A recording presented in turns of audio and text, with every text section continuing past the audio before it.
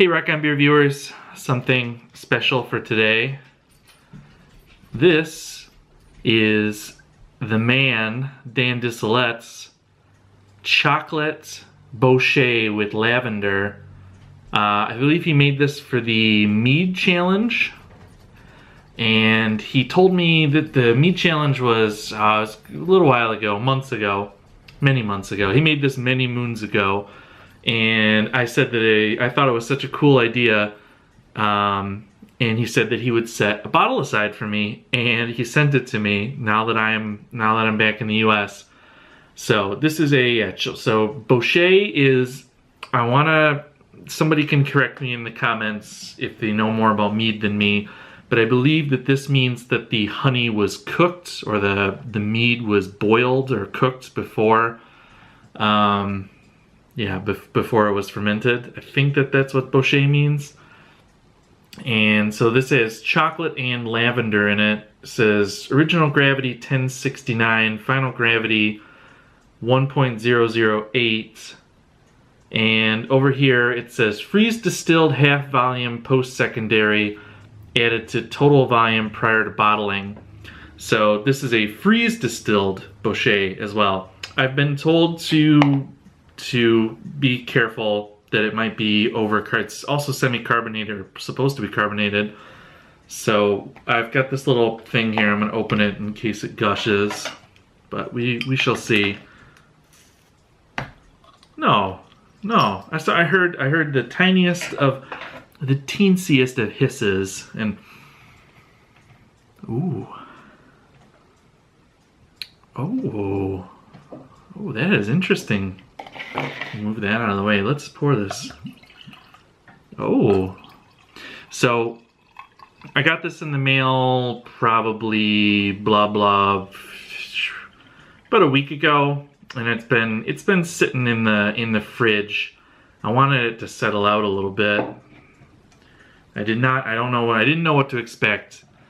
That is what it looks like. It is kind of orangey. It reminds me a little bit of a beer, kind of looks like a beer. It also kind of looks like apricot juice. Yeah, there's a brand of juice maker in Denmark that makes an apricot juice, and it looks a lot like this kind of like cloudy orange color. It is semi-carbonated. I can see around the top. The smell is, so much lavender.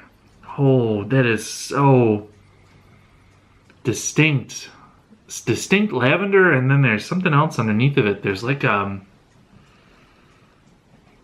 it's got to be the honey. He used a special kind of honey, and I wish I remembered what it was. I should have written him before.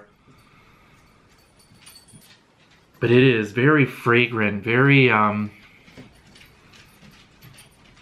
it's hard to put into words. It's very perfumey, very and that's obviously also the lavender playing with it. But it's got that very I can't really describe what it is. It's kind of earthy, perfumey type thing. It's really interesting, the smell.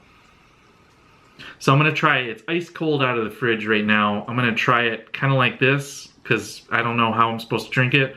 Then I'm gonna let it like warm up a lot, and I'm gonna come back. So let's try it now.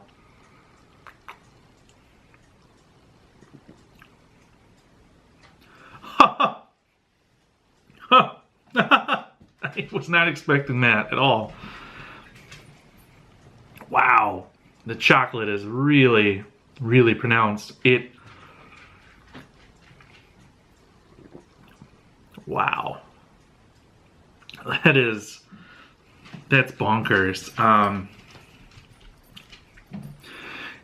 Immediately my brain shot back to when I was a kid, and I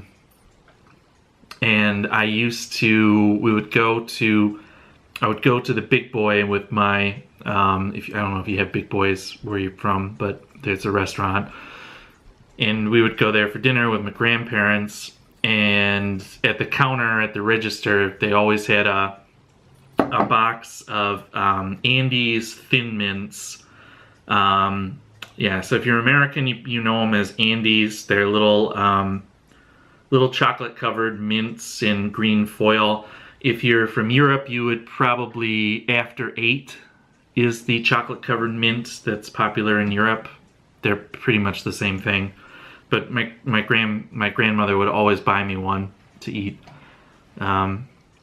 And that's like immediately my brain goes straight there, because that lavender gives, like, the chocolate is really pronounced chocolate, and then the lavender is kind of, it's obviously lavender, but for some reason my brain interprets it as mint with all the other flavors. Yeah, wow, yeah, Andes chocolate covered mint. The battery's about to die. I'm gonna let this warm up a little bit. I need to speak words. My brain needs to comprehend this before I can put words to you. I'll be back. Alright guys, venue change. Still shipping on the shipper. Still sipping on the Bouchet. Oh my god. Yes. I really cannot get over that thin mint kind of taste. It's just it's chocolatey. It's super chocolatey. It's really chocolatey. It's that lavender gives it this. I know what lavender smells like, but I mean, I've never eaten it before, so, or drank anything with it, so maybe that I know that's what's giving that kind of minty, probably also with the honey. But yeah, it tastes like mint to me, and it's really great. It's kind of the carbonation is kind of faded, which hasn't really hurt it for me. It tastes really sweet. Like, I know from the Final Gravity that it's not sweet. I don't know if maybe that's the ice distillation, because it's also like, it's like velvet smooth. It's got a real creaminess, and I guess that's probably also kind of maybe some sort of placebo effect from the intense chocolatiness of it. But it's really good. I thought that it would get boozy as it warmed up, but not really. I guess it's probably 7-8%, but it doesn't. It's just so smooth. It's so crazy smooth. Like you could just. It reminds me of some kind of creamy chocolate liqueur. I don't know how you did this, dude. And it's witchcraft, and I really like it. It's really bringing back some like nostalgia. It's actually blowing my mind a little bit. I don't know how it did in the mead contest, but I mean, if I'd been judging this, I'd have